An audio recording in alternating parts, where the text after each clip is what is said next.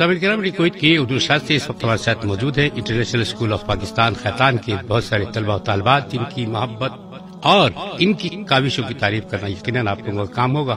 ہمارا کام صرف اتنا سا تھا کہ آپ کی سماعتوں تک ان کے وہ پروگرام کو پہنچا سکے جو یہ آج تیار کر کے لے کر آئے ہیں۔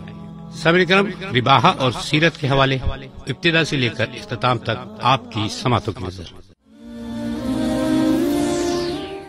بسم اللہ الرحمن الرحیم۔ معزز سامعین کرام، السلام علیکم ورحمۃ اللہ وبرکاتہ۔ ریڈیو کویت کی اردو نشریات کے پروگرام رمضان کے رنگ ریڈیو کویت کے سنگ میں آج کے پروگرام کی میزبان رباحہ عثمان اور Seerat Zahra Zaidi international school of Pakistan خیتان کی ٹیم کے ساتھ آپ سب کو خوش آمدید کہتی ہیں۔ اللہ رب العزت کا شکر ہے کہ اس بابرکت ماہ سیام کے حوالے سے اس نے ہمیں آپ کے ساتھ کچھ اہم معلومات کا تبادلہ کا موقع فراہم کیا۔ اس کے ساتھ ساتھ ہم ریڈیو کویت کی اردو نشریات کے ذمہ داران اور خصوصی طور پر محترم عبداللہ عباسی صاحب کے مشکور ہیں، جن کی پرخلوص کوششوں سے یہ پروگرام ترتیب دیا گیا۔ طلبات کی حوصلہ افزائی کے لیے یہ ایک اہم پیش رفت ہے۔ بے زبانوں کو جب وہ زبان دیتا ہے، پڑھنے کو پھر وہ قرآن دیتا ہے۔ بخشش پہ آتا ہے جب امت کے گناہوں کو، تحفے میں گناہگاروں کو رمضان دیتا ہے۔ معزز سامعین، پروگرام کا آغاز تلاوت کلام پاک اور ترجمے سے کرتے ہیں۔ ہمارے ساتھ اسٹوڈیو میں موجود ہیں حافظ حمزہ علی صاحب، جو کہ سورہ حشر کی آخری آیات کی تلاوت اور ترجمہ پیش کریں گے۔ تشریف لاتے ہیں حمزہ علی۔ اعوذ باللہ من الشیطان الرجیم، بسم اللہ الرحمن الرحیم، هو اللہ الذی لا الہ الا هو عالم الغیب والشہادہ، هو الرحمن الرحیم، هو اللہ الذی لا الہ الا هو الملك القدوس السلام المؤمن المهيمن العزيز الجبار المتكبر، سبحان الله عما يشركون، هو الله الخالق البارئ المصور، له الأسماء الحسنى، يسبح له ما في السماوات والأرض، وهو العزيز الحكيم۔ صدق اللہ العظیم۔ ترجمہ: وہی اللہ ہے جس کے علاوہ کوئی معبود نہیں، ہر نہا و عیاں کا جاننے والا وہی ہے، بڑا مہربان نہایت رحم والا وہی ہے اللہ جس کے علاوہ کوئی معبود نہیں، بادشاہ نہایت پاک سلامتی دینے والا ہے، ایمان بخشنے والا، حفاظت فرمانے والا، عزت والا، عظمت والا، تکبر والا ہے۔ اللہ کو پاکی ہے ان کے شرک سے، وہ اللہ ہے بنانے والا اور نکال کھڑا کرنے والا، صورت کھینچنے والا، اس کے ہیں سب نام خاصے، پاکی بول رہا ہے اس کی، جو کچھ ہے آسمانوں میں اور زمین میں، اور وہی ہے زبردست حکمتوں والا۔ صدق اللہ العظیم۔ ماشاء اللہ۔ حمد باری تعالیٰ کے لیے ہمارے ساتھ موجود ہیں حافظ جاذب اسحاق۔ کرم مانگتا ہوں، عطا مانگتا ہوں، الہی میں تجھ سے دعا مانگتا ہوں، عطا کر تو شان کریمی کا صدقہ، عطا کر تو شان رحیمی کا صدقہ، نہ مانگوں گا تجھ سے تو مانگوں گا کس سے، تیرا ہوں میں تجھ سے دعا مانگتا ہوں، جو مفلس ہے ان کو تو دولت عطا کر، جو بیمار ہیں ان کو صحت عطا کر، مریضوں کی خاطر شفا مانگتا ہوں الہی میں تجھ سے دعا مانگتا ہوں کرم مانگتا ہوں عطا مانگتا ہوں الہی میں تجھ سے دعا مانگتا ہوں۔ ماشاءاللہ ماشاءاللہ، حمد باری تعالیٰ کے بعد کائنات کی سب سے اعلیٰ ہستی جناب سرور کائنات صلی اللہ علیہ وسلم کی خدمت میں ہدیہ عقیدت پیش کرنے کے لیے تشریف لاتی ہیں اسیل طارق۔ اسیل عربی زبان میں گلہائے عقیدت پیش کریں گے۔ أنت نور الله فجرا جئت بعد العسر يسرا ربنا عليك قدرا يا إمام الأنبياء أنت في الوجدان حي أنت للعينين ضي أنت عند الحوض أنت هادي وصفي يا حبيبي يا محمد يا نبي السلام عليك يا رسول سلام عليك يا حبيب سلام عليك صلوات الله عليك۔ ماشاءاللہ، شکریہ اسیل۔ اسی کے ساتھ ساتھ ہم اپنے پروگرام کے پہلے حصے کے اختتام پہ پہنچتے ہیں۔ جی رباہا، میرا خیال ہے کہ ہمیں پروگرام کے دوسرے حصے کی جانب چلنا چاہیے۔ جی بالکل۔ سامعین، آتے ہیں ہم اپنے آج کے پہلے موضوع کی جانب۔ پروگرام کے پہلے مہمان ہیں کاظم نوید، جن کی گفتگو کا موضوع مرکز دعوت الجالیات کا تعارف ہے۔ جی تو کاظم، آپ ہمیں بتائیے کہ یہ مرکز کیا کیا خدمات سر انجام دیتا ہے؟ بسم اللہ الرحمن الرحیم۔ السلام علیکم ورحمۃ اللہ وبرکاتہ۔ جی رباہا، یہ جو مرکز دعوت جالیات ہے، اس سے جڑے جو لوگ ہیں وہ بے شمار خدمات انجام دے رہے ہیں، جیسے کہ یہ مرکز کویت کی 15 مساجد میں اردو زبان میں خطبات جمعہ کا اہتمام کرتا ہے۔ ان میں سے جو 11 مساجد ہیں وہ وزارہ اوقاف کے ماتحت ہیں، اور جو باقی 4 ہیں وہ پرائیویٹ مساجد ہیں۔ ان مساجد میں مرکز دعوت جالیات سے وابستہ علماء و مشائخ وہ اردو زبان میں خطبہ دیتے ہیں۔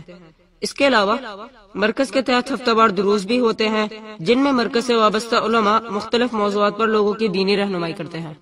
سبحان اللہ، دعا ہے کہ اللہ سبحانہ و تعالیٰ اس ادارے کی خدمات قبول فرمائے۔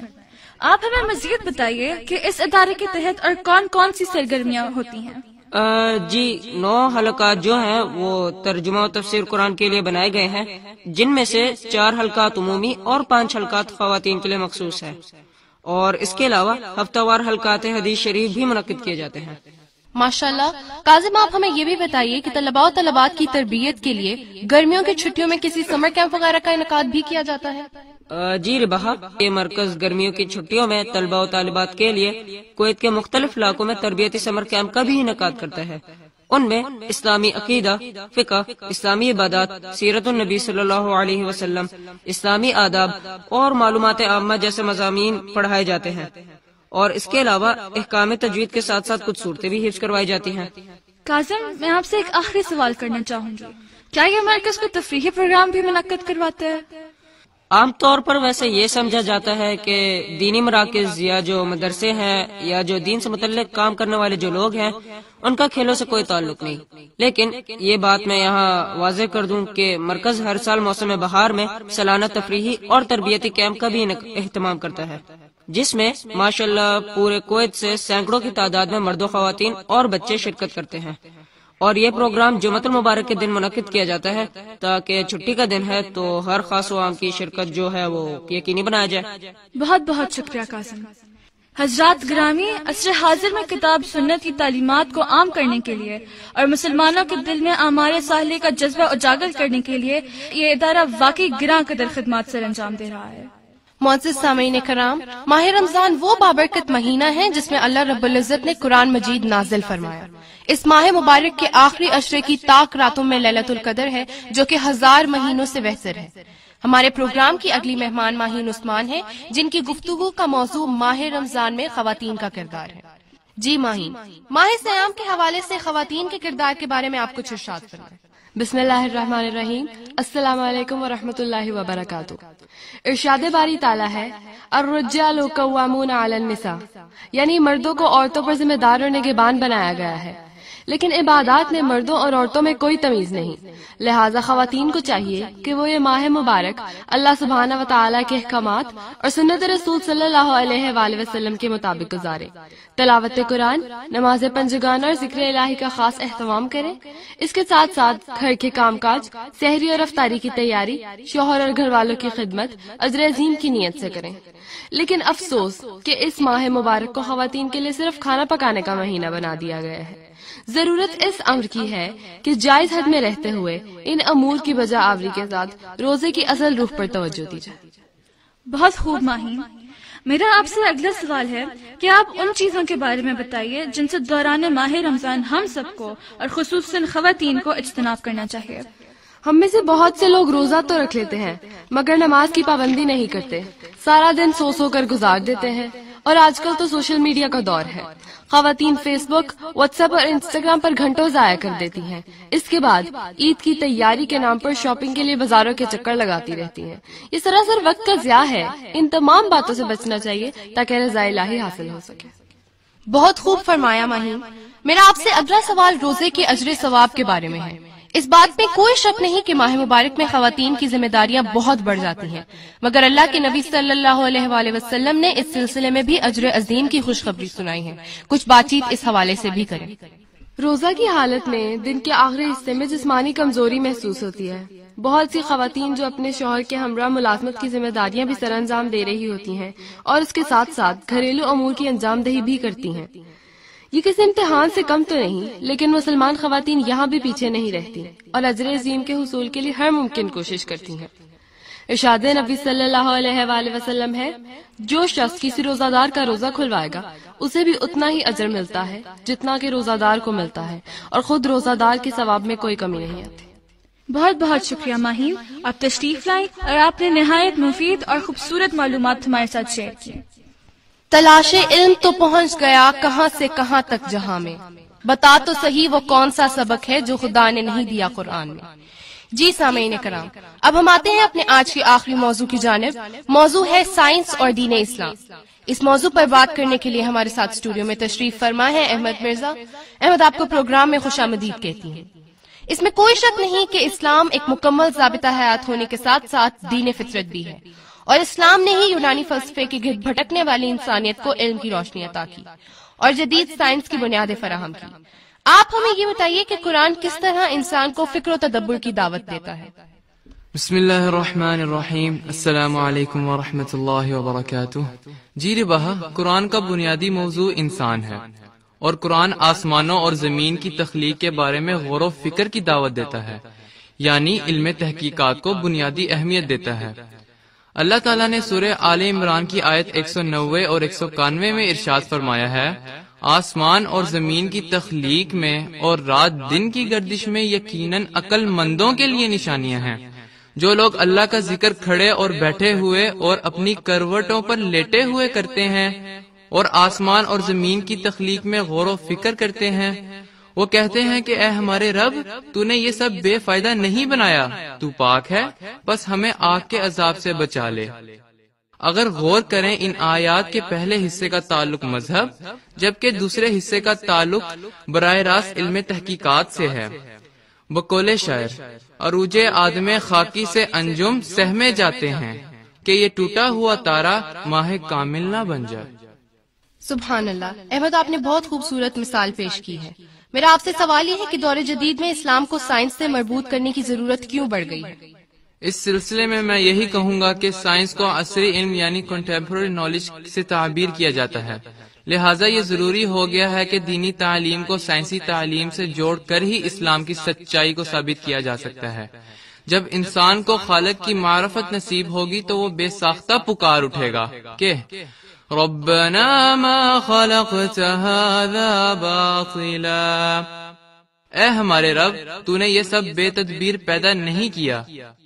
لیکن افسوس اس بات کا ہے کہ مسلم سائنسدانوں نے جدید سائنس کو ترقی کی جو بنیادیں فراہم کی تھیں، آج اغیار مسلمانوں کے دیے ہوئے علم کا بھرپور فائدہ اٹھا رہے ہیں اور ہم انہی سے علوم کی بھیک مانگ رہے ہیں۔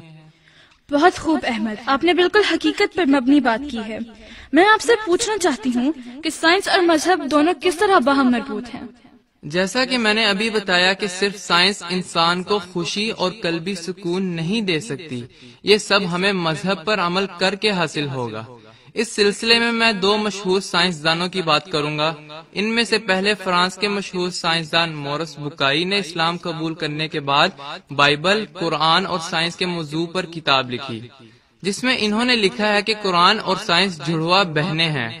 قرآن پڑھنے والوں کو سائنس اور سائنس پڑھنے والوں کو قرآن ضرور پڑھنا چاہیے، جبکہ دوسرے مشہور سائنسدان آئنسٹائن کا کہنا ہے کہ مذہب کے بغیر سائنس لنگڑی اور سائنس کے بغیر مذہب اندھا ہے۔ لہٰذا اس حقیقت سے انکار نہیں کیا جا سکتا کہ سائنس اور اسلام ساتھ ساتھ چلتے ہیں، بلکہ اسلام سائنس کو تحقیق و جستجو میں مکمل رہنمائی فراہم کرتا ہے، گویا سائنس قرآن کی تجربہ گاہ ہے۔ جزاک اللہ خیر، آپ نے بہت خوبصورت اور مدلل انداز سے قرآن اور سائنس کا باہم تعلق واضح کیا ہے۔ آپ کی تشریف آوری کا بہت شکریہ۔ آپ تینوں معزز مہمان گرامی کی آمد کا بہت بہت شکریہ۔ آپ تشریف لائے اور ہمیں مفید معلومات سے فیضیاب کیا۔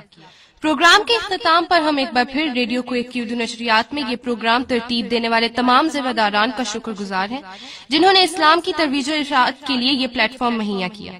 وما علینا الا البلاغ وآخر دعوانا ان الحمد للہ رب العالمین۔ شکریہ۔ سامعین کرام، کویت کی اردو نشریات ابھی چھوٹے چھوٹے سے بچے آپ کے سامنے ایک بہت خوبصورت سا پروگرام پیش کر رہے تھے، خاص طور پہ رباحہ اور سیرت مل کر ایک خوبصورت سے پروگرام ابتدا سے لے کے اختتام تک انہوں نے جہاں تک پہنچایا، وما علینا الا البلاغ، آخر اختتام تک انہوں نے بہت خوبصورتی سے پروگرام کو اپنے ہاتھ پہ رکھا اور ہر لفظ کو اپنی گرفت میں رکھا۔ یہی ہوتی ہے قوت، یہی ہوتی طاقت کہ الفاظ اردو کے ہوں چاہے فارسی کے ہوں یا عربی کے ہوں، تمام الفاظ پہ عبور ہونا بہت ضروری ہے۔ آج مجھے یہ محسوس ہوا کہ ان بچوں نے الفاظ کو اپنے ہاتھ سے نکلنے نہ دیا، پوری محنت کے ساتھ اور پوری ایمانداری کے ساتھ انہوں نے اپنا وہ حق ادا کر دیا جو اساتذہ نے ان کے سپرد کیا تھا۔ امانت کے طور پہ انہیں کچھ الفاظ دیے تھے کہ آپ دنیا بھر میں یہ الفاظ پہنچا دیے جائیں، اور انہوں نے وہ امانت سامعین کرام آپ کی سماعتوں تک پہنچا دی ہے۔ اب آپ کا کام ہے کہ ان بچوں کی پذیرائی کرنے کے لیے آپ کو 99958246 پہ SMS کر کے ضرور بتائیے گا۔ یہ بچے ہمارے مستقبل کا مہمان ہیں، ان کی حفاظت کرنا، ان کی پذیرائی کرنا آپ کی اور ہماری سب کی ذمہ داری ہے۔ پھر حاضر ہوں گے، اس وقت تک کے لیے اجازت دیجیے۔ اللہ حافظ۔ ابھی آپ سن رہے تھے رمضان المبارک کا خصوصی پروگرام رمضان کے رنگ ریڈیو کویت کے سنگ۔ دین کی شان